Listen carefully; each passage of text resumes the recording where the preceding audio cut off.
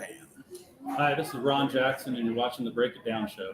Yes, indeed. Ron Jackson is our guest today, and he's written a book. He's written a few books, but he's written a book that we're interested in right now because we are in downtown Benicia, beautiful downtown Benicia, right at the water. The significance of that location being that this book is called Fight to the Finish, the Barge Battle of 1889. It was documents a historic match between gentleman Jim Corbett and Joe Choynski that, get this, took place on a barge offshore because that's what they had to do with it. Yeah. And it went, what was it, 28 rounds? 27 rounds. 27 rounds. Now, the book documents everything, so we don't want to go through too much of the detail, the beautiful, lavish detail that you go into in the book. Now, we do, though, want to just in broad strokes kind of talk about the significance of this fight because these two fighters were influential in everything that became boxing as we know it now. Yeah. And they were influential in just really the prize fighting that took place back then. And it was a huge event. Yeah, it was legendary in its day. These guys grew up a mile apart from each other in San Francisco, Mm-hmm. and they very early on developed kind of a blood feud. They had sparred a few times, fought on the streets, and they kind of rose in the heavyweight ranks about the same time. And there was a clamor for these guys to fight. It was actually for its time period, or today would be a promoter's dream. Yeah. You had gentleman Jim Corbett, who represented the Swank Olympic Club. You had Choynski, was more of a blue-collar California Athletic Club. They ran in rival gangs. One was Jewish, one was Irish, so there was that ethnicity, kind of that undercurrent. And they were both really good prize fighters. And there was a clamoring for them to fight, and thousands of dollars were bet on this match. It was done illegally. They fought a fight to the finish, which meant you either got knocked out or you quit. You could fight for 100 rounds, you could fight for 2 rounds. Wow. And but those were illegal out of organized clubs, so it was a very clandestine affair. It kind of added to the romance. And right out here in Southampton Bay is where they fought, right off the Carquinez Straits. Parked a barge, anchored it, and took tugboats from the city. How many people could they put on that barge to attend the fight? Probably less than 100. I mean, as time went on, there were thousands that claimed they saw the fight. Yeah.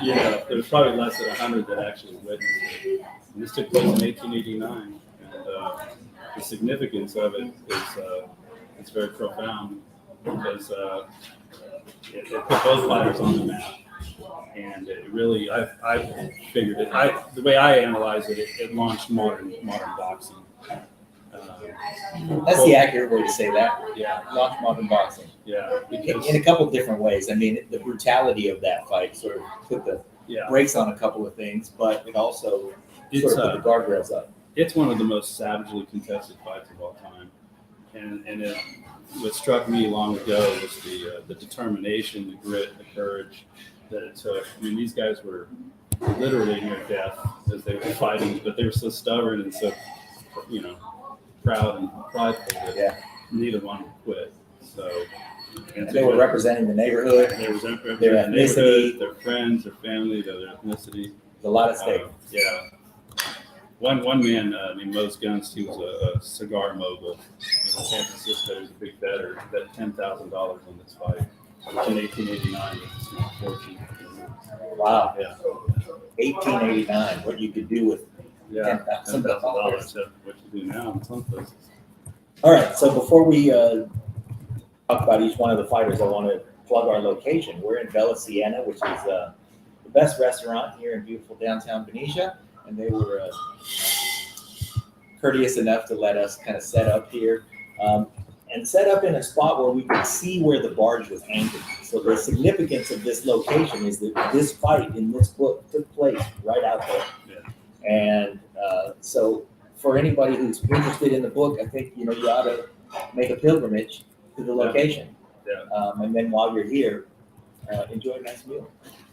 Yeah, you can see it right here from the restaurant. Yeah. Exactly where they fought. It's a You neat can- setting. You can imagine though, back then, I mean, this was it was a Pony Express depot and it was a fishing village. So there was activity here. Yeah. It's not like there was nothing here, but their ability to attract, the viewership for the fight. I mean, from now we take a trip from San Francisco for granted. Yeah. But back then, it was still close enough that you could come, but far enough that you had to really want to. Corbett came the night before, stayed at the Meisner house, which was the most beautiful house in Benicia. He had the Turner shipyard here, which was huge. Yeah. That was a big deal in the day. All kinds of ships were built there. But it was I kind of likened it to like a small San Francisco. But most of the people that saw the fight came in on tugboats, and it was about a 45-minute ride from the city to get here. And Choynski actually rode one of the tugs in. So, Just before the fight. Just before the fight, yeah. Wow. So the Meisner house was we got to get into a little bit of Benicia history. It was the nicest house in the area. Yeah, there's a beautiful painting of it. Now it's Tom's house. It was a beautiful location, and I think Choynski Corbett had some connections to the Meisner family, and so they let him use it, in their cottages. Yeah. The night before the fight. Get some rest. Yeah. We have the fresh legs. And the man who brought the barge in was a friend of Corbett's as well. Yeah. Yeah. About the book when I was 19 years old when I first heard about the story. I mean, there's been stories in mythology that at low tide you can still see the bones of the barge, and that's not true. It's romantic, but it's not true. Probably some Turner's old ships, but not the barge. After the fight, they moved it out. It was a working grain barge, is what it was. So they actually started the fight in Fairfax on May 30th in a barn, in a box canyon. Okay. And because it was a fight to the finish, an illegal fight, the sheriff caught wind of it over there. Yeah. And it's in the book. There's a colorful story about the sheriff. He put two and two together and finally, discovered the tracks and went up to the loft of the barn. And after a couple of rounds, it halted the fight. And that was the destiny of having the fight here. They were trying to think, where could we redo this? Where could we continue this fight? And so several days later, they came up with the idea of the barge. And I think the reason why they did the barge was in case the Solano County Sheriff came, they could just move to the next county. They would just take the barge and their tugboats and go on down. Keep fighting. Just keep fighting, yeah. So that's what was behind having the barge. Fantastic. Yeah, that's it. Now, you say it started in Fairfax. So I want to give a context to that because at the time, the Bay Area was laid out such that these two guys from San Francisco who grew up a mile apart from each other. Nowadays, if you want to get into boxing and you're in this area, San Francisco's a great place. There's boxing gyms right in the city. But in that day, boxing there was like Vegas. Yeah. It was a hotbed. You had like Peter Jackson from Australia, a great heavyweight champ, or in Australia, black guy. He was outstanding, and he came here. Fitzsimmons. I mean, a lot of the greats, early ones, Jeffries, James Jeffries, winning the title. They all fought out of San Francisco, but they wanted to have a fight in private, and which it was kind of the worst kept secret in San Francisco because the sheriff showed up in round two. All these people wanted to bet on it and see it. But if you were in the know, you kept abreast of where it was going to be. Yeah. How did they build such a crazy bulk of people that wanted to go? I mean, Benicia is nowhere near San Francisco in the 1880s. You've got to be desperate to get here. Yeah, well, and that was the allure for them, was that it was off the beaten path, so to speak, and so it was actually the ideal location because, like I said, if the sheriff came along and decided they were going to halt the proceedings, they just hop on the tug. But what makes that fight so compelling that there are thousands of people by their telling, but hundreds of people in their day as they were rising?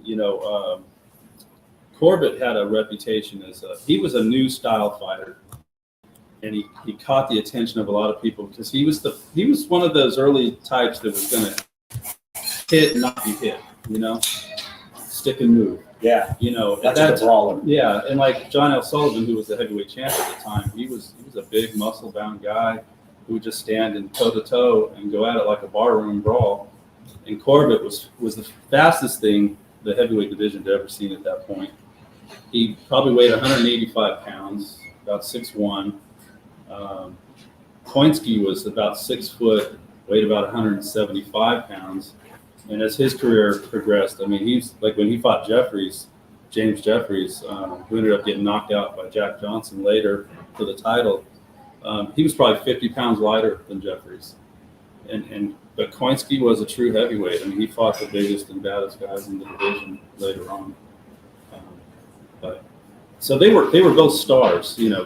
Choynski had knocked out some people early on, and so there was clamoring for these two guys to meet. Yeah. And in San Francisco, that was the fight. So if you loved boxing, if you loved sports, in the day, every kid wanted to grow up and be John L Sullivan. Yeah. It wasn't like today where maybe you want to play basketball or football or whatever, baseball. Back then, it was you wanted to be the heavyweight champ, and so they were the two rising stars in San Francisco, and so really everybody wished they had been on the barge, and I think that's why, as the legend grew after the fight and word spread of what a great fight it was, everybody said they were there, yeah, but really it was probably less than 100 people. I bet they were there. Yeah, what a ticket that must have been. Yeah, free. Yeah. You just had to get on the barge. Huh. And some people, one young man, he's in the book. He worked as an apprentice at the shipyard out there. And he skipped work that day and got a skiff with his buddy, and they teetered in the Southampton Bay out there and watched the fight. And it was a bloodbath. It really was. 27 rounds. In the blistering sun. Mm-hmm. They went an hour and 45 minutes of fighting. Wow. Yeah, in those conditions. Yeah, they actually they took the barge. They built the ring the night before on the barge, and what they did is they threw down like rosin to help with the footing on the barge. And by the time the fight was over, the rosin had been sopped up by all the blood, and it was a vicious fight. How did that rosin work? It worked good but it probably didn't last very long. And then why didn't it last very long? Because of the blood. When you're talking about the blood, in your book, about 15 times, you say the word blood clots. Yeah. Like, this is not a little bloodletting. Yeah. This is not even like UFC. It's way worse than that. Yeah. Well, I'll give you a little teaser. Choynski at one point had a piece of his lip hanging down.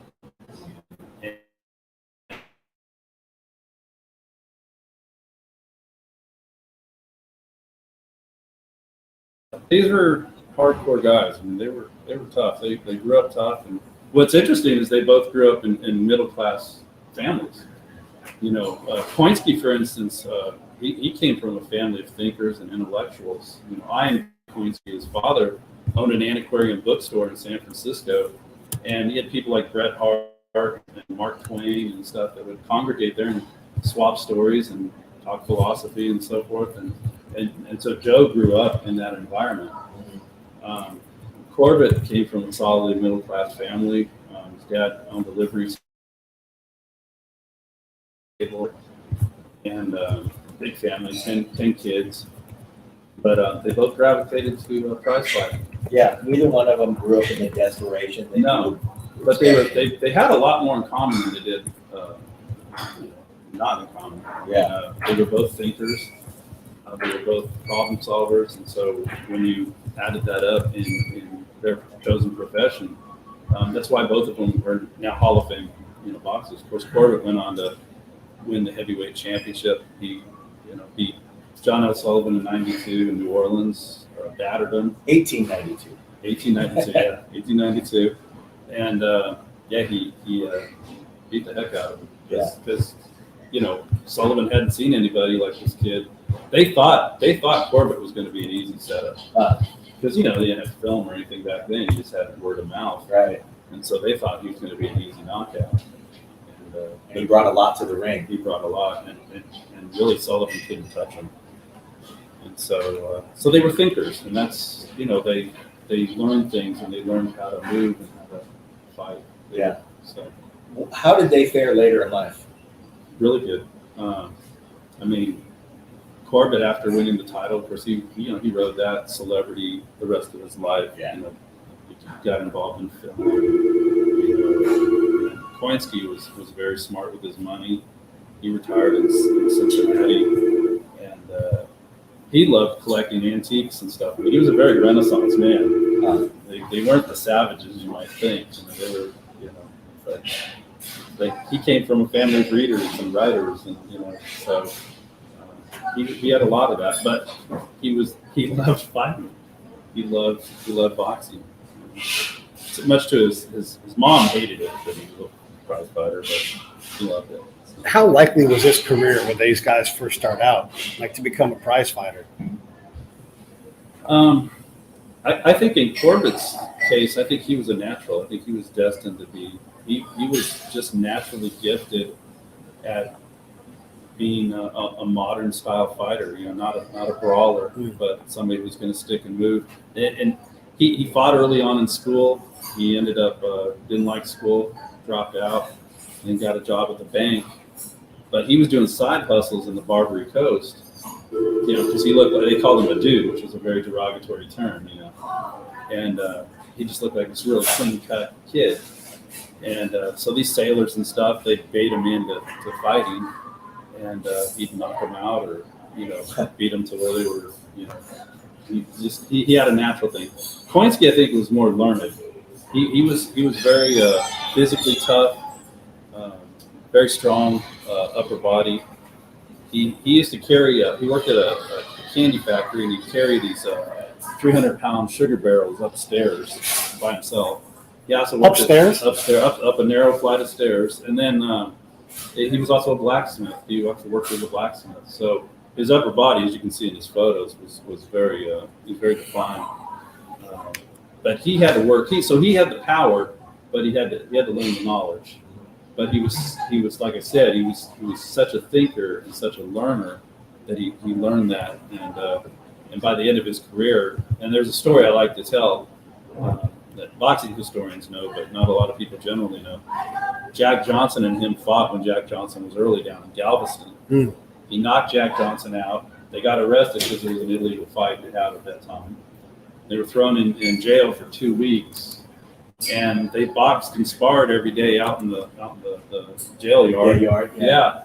And Choynski told Johnson, he said, if somebody who moves as fast as you should never get hit.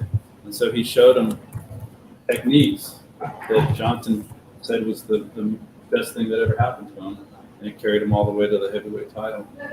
And he credits Choynski a lot for teaching him that. But that knowledge came hard earned for Choynski. Yeah. Whereas Corbett was more natural. I'm not saying Corbett didn't work and didn't earn his keep, but it definitely came more natural. Yeah. He was a more natural of the two. Had natural gifts. Yeah. Okay. Yeah. And then when a fight like this takes place and these guys are beat to a pulp at the end of that fight, how long before they fight after that? Because these guys back then would famously just nearly kill themselves and then be back in the ring. Yeah. They actually had I think it was about a month after that, they had a friendly sparring match to raise money for the loser. Yeah. And, but, they were so cut up. And what's interesting about the gloves they had, Corbett was wearing 2-ounce gloves that back then they had they were packed with horsehair, and so you could kind of knead it how you want, Yeah. And then Choynski, there was a big controversy before the fight because Choynski didn't have gloves, so somebody in the crowd handed him some driving gloves that he ended up using. Corbett's camp reluctantly agreed to it. So you're talking about, just skin tight leather gloves with those seams, Yeah. Is this person Dan Marino? Yeah. But so they got cut up. Both of them got cut up really good in this fight. And the funny thing is, back then they thought dousing them with, they dipped buckets into the bay over here and douse them to wash off the blood and everything With the salt water. with the salt water. And so you can imagine, so both of them were just, they really couldn't even see at the end of the fight. And for those of us who look at this water all day, it's beautiful. It's beautiful. It's But gorgeous. it's not exactly the salt water of St. Moritz or some exotic. It's brackish. Yeah. So you get this stuff dumped on your open wounds. Yeah. There's things living in there. Yeah. It was the sketches of them after the fight are hard to look at, let alone what they probably really looked like. Yeah. Yeah. But wait, so Choynski took the barge over here. Took the tugboat. Took the tugboat. Took the tugboat over here from San Francisco. And then they loaded the day him of the fight. The day of he didn't bring gloves. Well, that's in the book. There's a controversy about it. Okay. When they were doing the terms of agreement for the fight, Corbett wanted to fight in private. And one of the reasons why fights to the finish were so dangerous is that, if something goes wrong, one side, it turns into a brawl. Yeah. You might have, it's like a street fight, it gets out of hand. And so authorities really didn't want that kind of environment because, both sides are amped up. They're both invested in their guy. And but there was a controversy because they wanted Choynski's side didn't want gloves. And Corbett wouldn't have anything of it. They flipped a coin and Corbett won. So Choynski was supposed to have gloves. So I think there was some gamesmanship there when they show up. I forgot. Yeah, I forgot. That's what they So I have said. to wear this lady's isotoners. So somebody claimed, they saw him throw it over the board, but I don't even think the gloves even made the trip from San Francisco. Yeah. So the somebody who claimed they saw him throw it over the board is one of the somebodies among the thousands who supposedly were at the fight. Yeah, that's terrific. Did Choynski have a benefit if they would have fought bare knuckles as the compromise? Yeah, because he was probably the more powerful of the two at that point, but he was also, in terms of skill, was the more raw than Corbett. So the theory was that Choynski would have a better shot if they fought bare knuckle, and but really they might have been better off fighting bare knuckle because what he ended up having was skin tight gloves. And Corbett was only wearing 2-ounce gloves, so it was practically, it was one notch up from bare knuckle fighting. I'm pissed off if I get a 2-ounce fillet. There's nothing. So it was. What condition? So they fought in Fairfax, Right. and so was that also a bloody hard fight? Was it? Yeah, it only lasted a few rounds before the sheriff got there, but there were some injuries. Let's just put it that way. Mm-hmm. But these guys were. There was a lot of money on the line, a lot of pride on the line. And they weren't going to let anything like that stand in the way of stopping the fight. Yeah. It was the train was already moving at that point. Right. Yeah. And between the Fairfax event and the event right here on the barge, what kind of time did they? It was like 6 days. Yeah, just enough time to just enough time organize it. to yeah, exactly. Yeah, they came up with a plan B really quick. Wow. Yeah. There were a lot of people. A lot of people had an agenda about the fight. Like, for instance, the ethnicity issue. The Irishman versus the Jew. Choynski's best friend was Irish. And I really think for the two fighters, I think they didn't really care about that. I think they cared more about neighborhood pride and just the pride of winning, being the best, being known as the best. And so I think there was a lot of other people that had an agenda, like the editor for the San Francisco Chronicle. He's writing stories about kind of whispers of the fight and everything. Well, he was one of the stakeholders in the fight, so he helped negotiate the terms. So he had an agenda, sell some papers. Yeah. And then the gamblers, they wanted a good fight to gamble. Yeah. So all these people had an agenda, and which, times haven't changed, but that hasn't changed in boxing at all. All these years later. When I first came across this story, I was 19 years old. And I was heard about it from a teammate of mine. He said, "Did you know I grew up in Vacaville, down the road here, Not too far." And he said, "Did you?" And I was a bit of a sports geek back then. Baseball, boxing. I loved it. Couldn't get my hands on enough. Ring magazine and all that kind of stuff. And he said, "You ever heard of Gentleman Jim Corbett?" And I said, "Well, of course. First gloved heavyweight champion." He said, "Did you know he fought some dude on a barge over in Benicia?" And, Yeah. and I was 19 years old, or 18 at the time. And it just kind of stuck with me. And I started working at the Reporter as a part-time sports writer about a year later. And I went up to the state archives, and I looked up the Ring magazine to see Corbett fought a guy named Joe Choynski. And then I pulled the microfilm. That's how old it was. Pulled the microfilm there were four San Francisco papers that covered the fight. And I started reading each one, blow by blow, round by round. That's how they reported on it. And as I was reading it, I'm 19 years old, and I'm thinking, this is a movie. Yeah. And I knew right then and there I was going to write the book. I just didn't have the skill as a writer, storyteller to tell it at that time. But so all these years, I basically just squirreled away eyewitness accounts, and Corbett had a autobiography in Roar of the Crowd, and I just all compiled information on anybody that had anything to do with this fight, and I put it all into this nonfiction narrative. Did all these years later. So yeah, I was 19 years old when I knew it was the story that had been told. Yeah, and you're between 27 and 35 now. Yeah, 56 now. So yeah. When you're gathering all this evidence, some things must have jumped out as being remarkable, and if not you asking, it gets lost to history. Yeah. There's a lot of little nuggets here. I always call them little gold nuggets. You're always mining for gold. That's what I call it. Going down rabbit holes. So I do nonfiction narrative. So I try to put the reader ringside. I try to put them right there in the action. But you have to stay within the bounds of the history.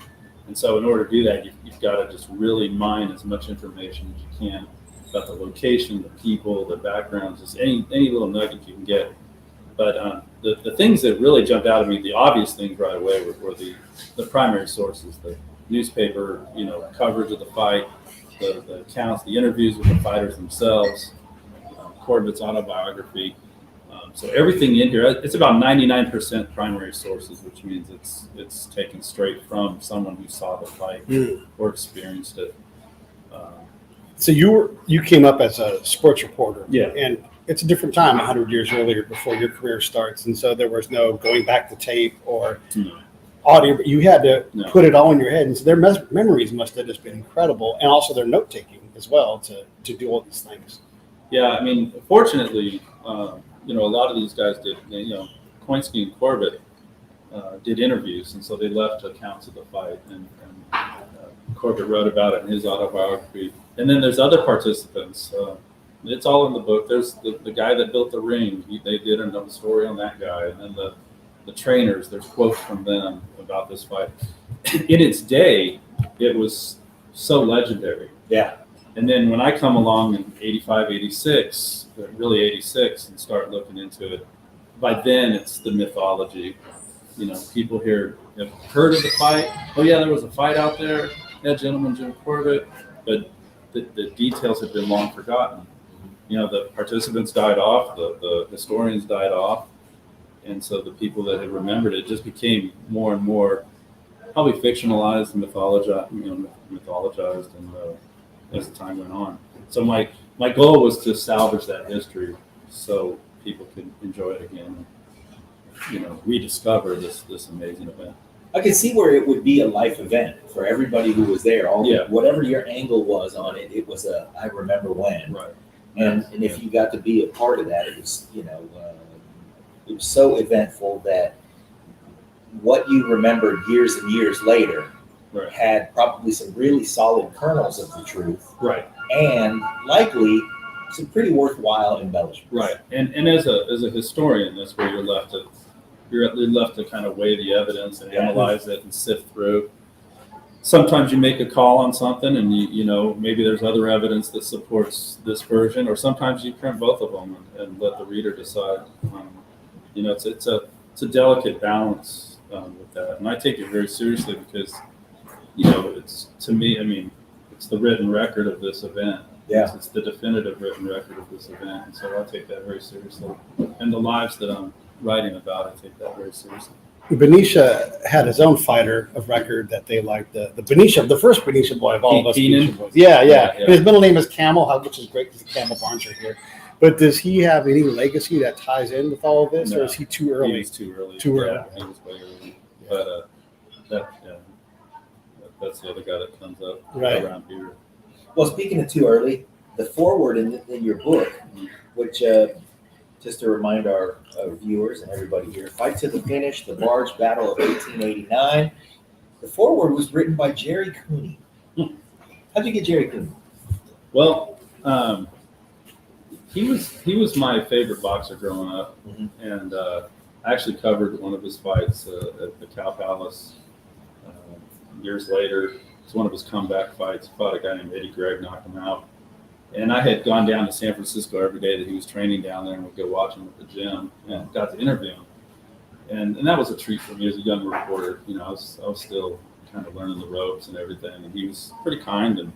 And anyway, all these years later, when I wrote the manuscript, I thought about him a lot, because I thought about, this reminded me a lot of the Cooney Holmes fight. You know, it was big in its day. It was the mega fight of its day. Bloody.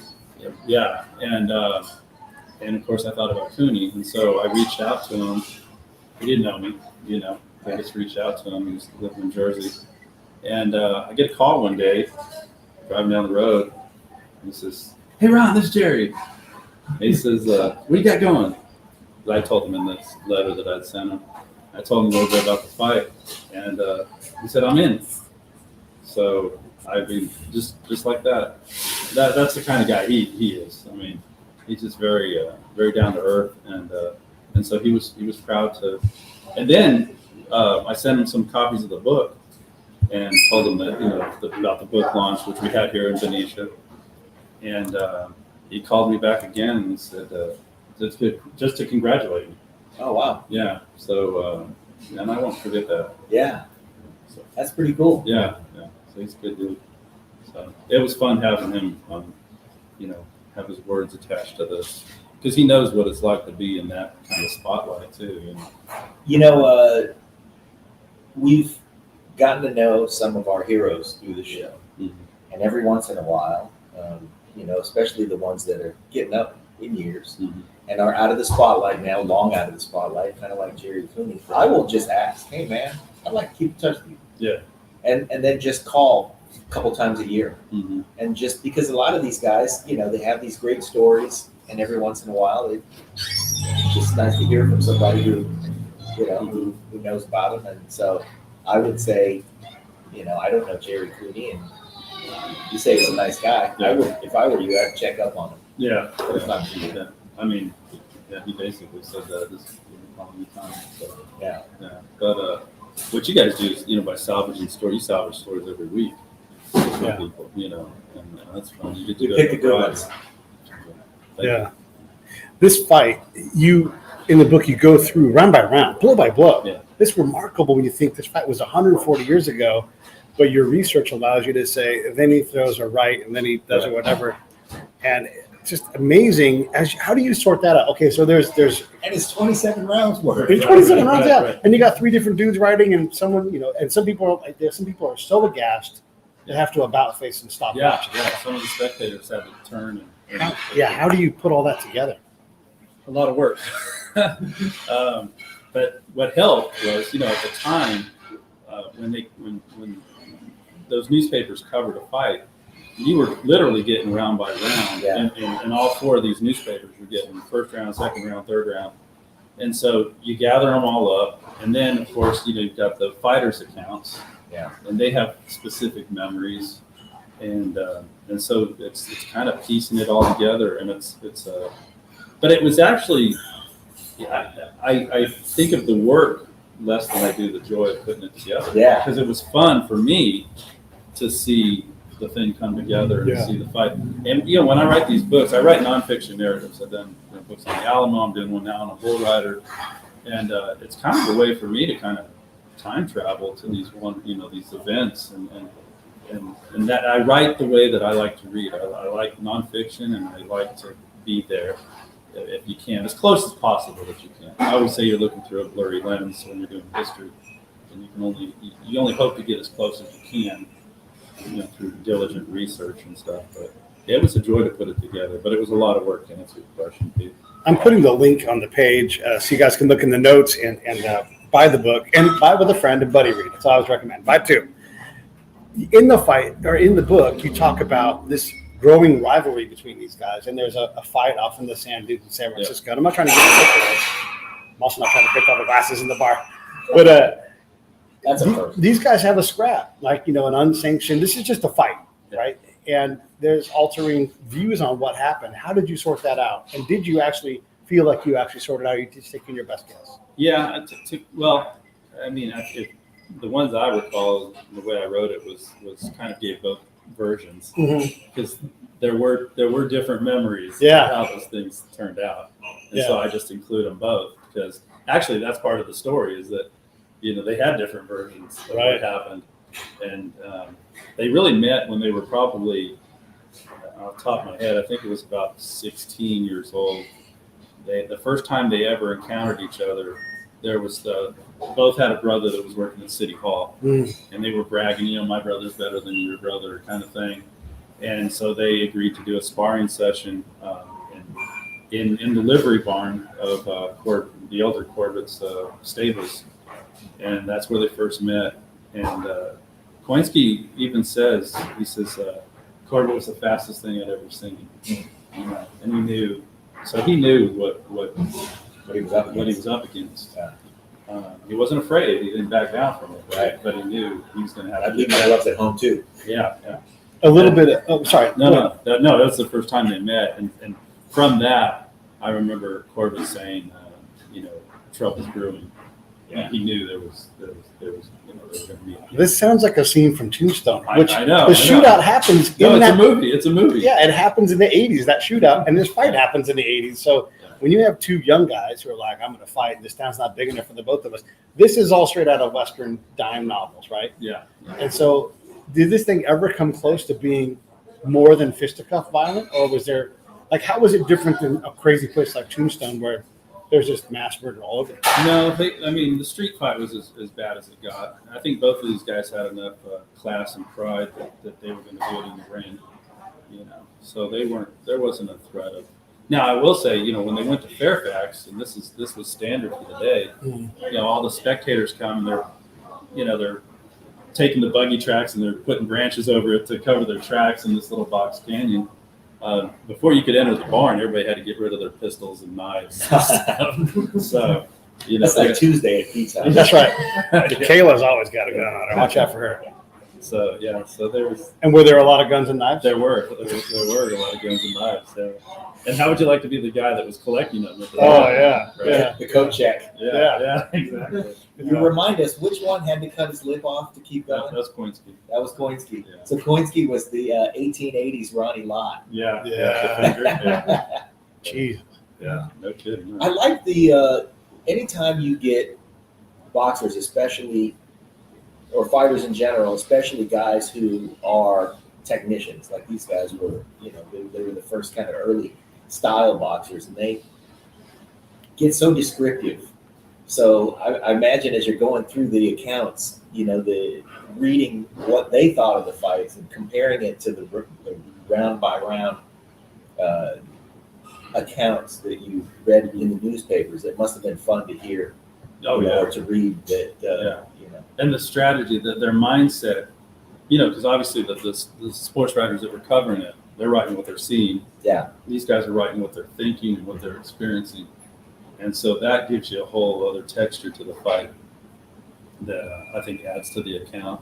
And I was lucky enough to be able to blend all that together. So you really do feel like you're standing on that barge. Yeah, you do. Watching this thing. When you put a book like this together, you get all these primary and secondary, tertiary sources, and you're telling the story. Some stuff doesn't make it into the book, even though it's great. So what did you have to leave out?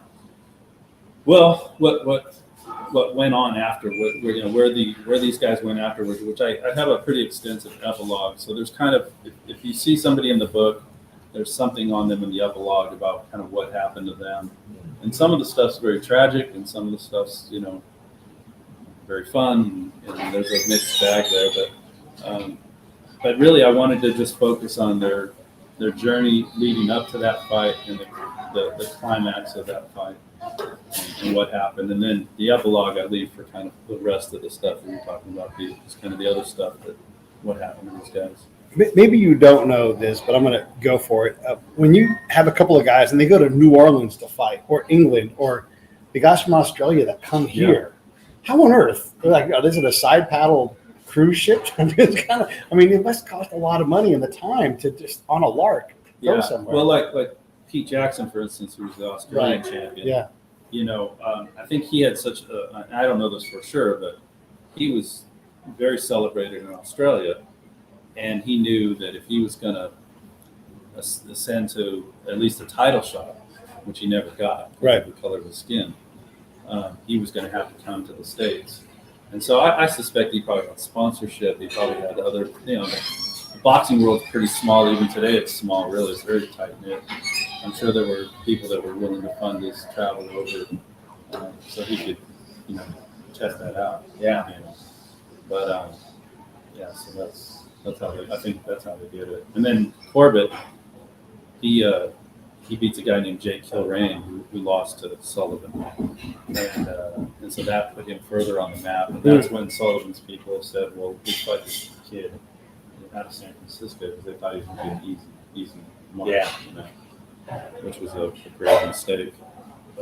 But you know, there's, like I said, there's no video. You can't get the video. There's no, you know, no ESPN. Yeah, they couldn't watch tape all week. See what the guy had. Yeah, so they had no idea what they were in for. How many times did Choynski and Corbett fight professionally? Really, just the once. Just the once, and then you had like the no contest. Like 27 rounds of it. Yeah. Well, the no contest in Fairfax, right, which I count, and then the Benicia event, right. And then they fought a couple exhibitions. Like in 1910, they came back. They were both promoting the Johnson Jeffries fight in Reno, which was the fight of the century. You know, it was the White Hopes fight, and where they brought Jeffries out of retirement. Oh, we're talking about 22 years after the Barge fight. Yeah, 21 years. Yeah, but they ended up fighting an exhibition in Oakland, and it was well received, and there were a lot of people there, and they, you know, they treated it like an exhibition. They wouldn't lie on each other out of respect. But it's an interesting thing because the rest of their lives, I think they were such bitter rivals. But I think when they spilled each other's blood that day on that barge, I think they had a mutual respect. And I think I always got the sense there was an undercurrent of tension between the two. But, you know, whenever Corbett was in Cincinnati, they'd stop and they'd have dinner together or, you know, that sort of thing. So it wasn't like they never saw each other or ignored each other. But I always felt there was some tension afterward because they never did fight again. Right. No one wanted a rematch of that. Nobody wanted a rematch.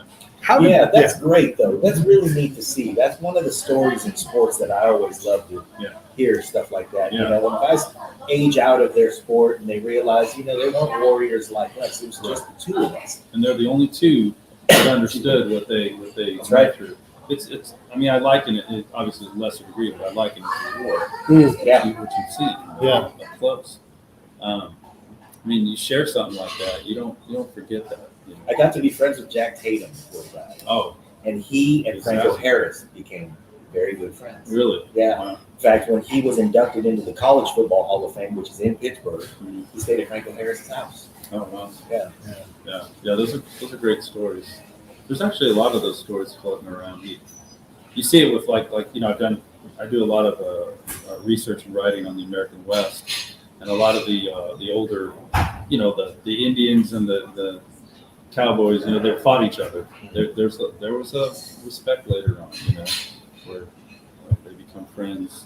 I think it's because of that. Yeah. They know their adversary. Right. Nobody but you knows what this is. Right. What and how did this fight change boxing? You know, there's one point where there's different punching styles that emerge. There's, you know, more access to money. There's more legality. So what are some of the things that came directly from this? Prohibited isotoners. Well, Corbett, and he wasn't the only one, but he was one of the very first pioneers of that modern style of, you know, stick and move, you know, hit and not be hit.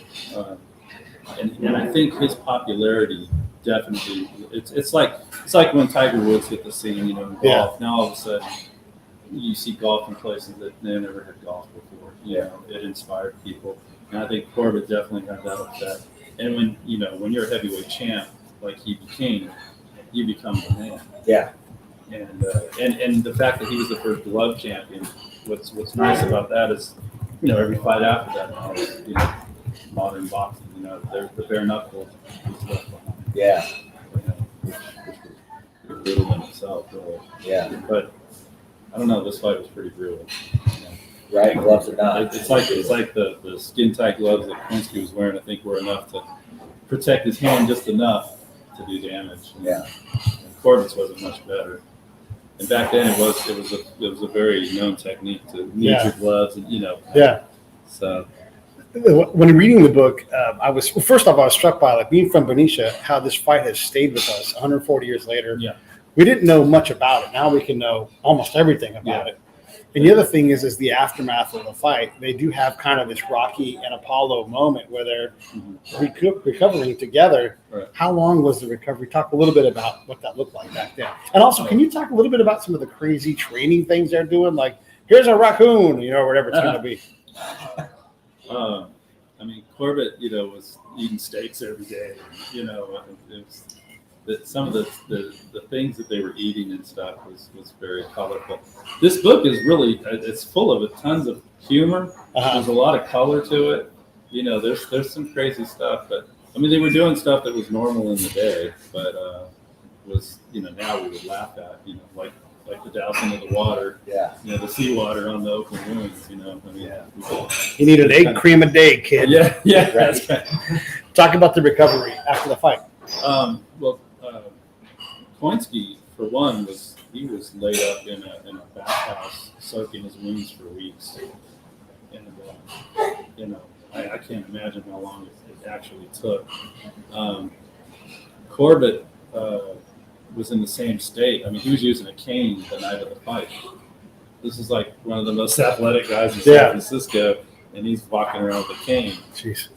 So it took some time, but back then it's kind of like you were saying, Pete. You were expected to kind of get in the ring pretty soon after that and do your thing, but they definitely took longer than normal to try to win as much as they could. So. But both guys do go on to win championship belts. Choynski did. I thought he won light heavyweight championship. No, he was he beat great fighters, and he was a great fighter himself. He's a Hall of Fame fighter. Probably, in my opinion, my humble opinion, he's the greatest Jewish heavyweight of all time, right? Including Max Barrett, who won the title. Just circumstances were different in his career. He never actually won a title. What makes Choynski so phenomenal is he was, in his prime he was probably 180 pounds, 185 maybe, and he's fighting guys that are over 200 pounds. Yeah. Nowadays that would be crazy. Yeah. He could be like a light heavyweight trying to fight a super heavyweight or something. Yeah. As it is, Sugar Ray Leonard's got to put rolls of quarters in his hands to do the weigh-in, so they'll let him. Yeah. It's colorful. It definitely follows in the tradition of how colorful boxing was and still is. Yeah. So just to give the book a plug again, it's called Fight to the Finish: The Barge Battle of 1889. It's by our guest Ron Jackson Jr., who grew up right here in Oklahoma, but we happen to be sitting. Grew up right here in Vacaville.